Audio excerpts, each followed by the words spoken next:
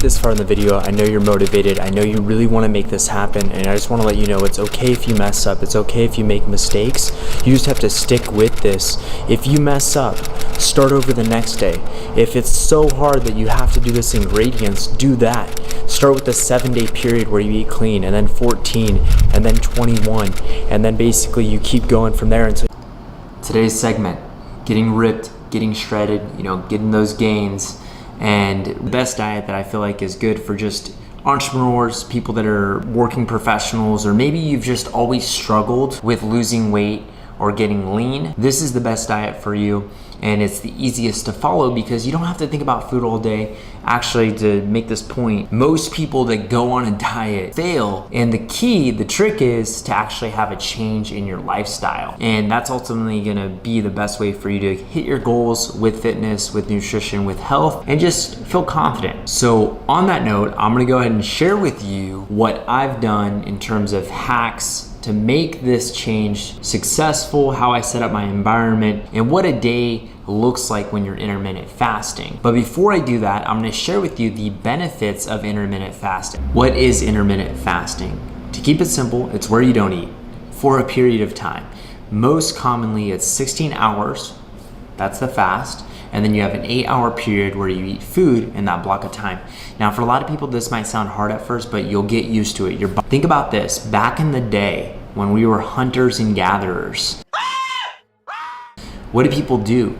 They would go out there, they would hunt, get the kill, and then basically bring it back, and they would eat, a big meal. In other places besides the US, portions aren't as big. Lunch is the most common meal. So it's really about where you're raised. Trust me, when you switch to this, your body will adapt, and it'll be a lot easier for you to maintain a lean look. And also, I just like to wake up and jump into work. But let's go ahead and break down some of the benefits that I found online, and I'll share some of the benefits that I've experienced personally. So benefit number 1 is weight loss. So it's pretty simple. If you are going on a diet, you need to make sure your calories are less than what you're actually needing for that day. So you need to be in a deficit. Now, the reason why this makes it simple is because you don't have to think about food all day long. Number 2, and I'm gonna go ahead and read these off. Number 2, we have insulin resistance. Number 3, we have inflammation. Number 4, we have heart health. Number 5, cancer. I don't take my word on that one. There's studies on these different health benefits. If you wanna look into that on your own, do that, get with your doctor. That's gonna be the best route for you to go. And number 6, we have brain health. And number 7, this is probably the best one. Okay, the funniest one actually. Anti-aging, right? So it was found that rats that practiced intermittent fasting actually lived 30 to 80% longer. So if you have a pet rat, that might be a good thing to keep in mind.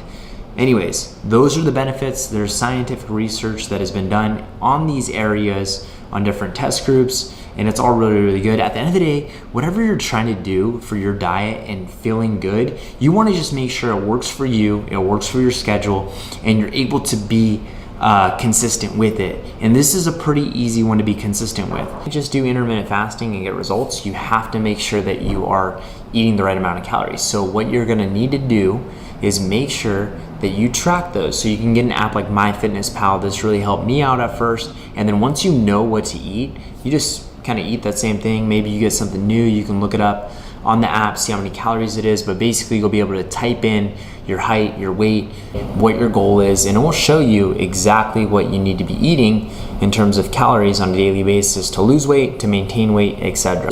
Those are some of the benefits. Now for me personally, what I feel like it does is it allows me just to wake up every single day. I wake up, I get a coffee. It depends. I don't always have coffee every single morning. There'll be times where I don't have coffee because I have trouble sleeping at night, and I noticed that when I completely eliminated caffeine, it helped with that. But on a side note, most people do coffee or tea in the morning. Now you want to try not to use sugar or anything like that. You want to drink this thing just straight black coffee. You can put a little bit of like almond milk in it, but overall you want to eliminate the sugar. Now here's the thing is you don't have to approach this up front. You could do it in a gradient approach, meaning you could start with just doing coffee in the morning, put a little bit of sugar and cream, make your normal coffee, but you're basically gonna skip breakfast in the morning and you're gonna eat at 11 o'clock, 12 o'clock, 1 o'clock, 2 o'clock, 3 o'clock.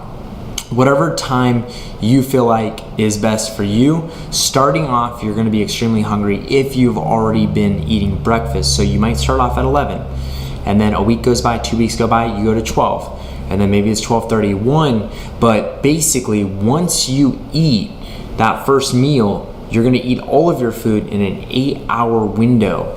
And that's basically it. You're gonna get all your calories in, it's done. You know, for me, I pretty much eat one large meal every single day, and this isn't the best meal to eat, okay? It's not the healthiest, it's not the most nutritious, but I eat Chipotle, I'll eat Chick-fil-A, I'll eat something with like a lot of protein, and I basically supplement that with protein shakes, with fruit, with vegetables. I do take a supplement to get like my greens in every single day. So I basically have everything on super autopilot. So I literally do not spend any time cooking for the most part. There are some special occasions, but that's what I have set up. I do my main meal, I'll have a smaller meal, and then I'll basically have a supplement, which would be like protein or whatnot. Now the whole goal of this is for you to not think about food every single 2 to 3 hours. You could just focus on what you have to eat during those 8 hours and be done with it. And actually, here's the real trick. Literally keep nothing in your fridge so that you are not tempted to eat anything that's not in alignment in your diet.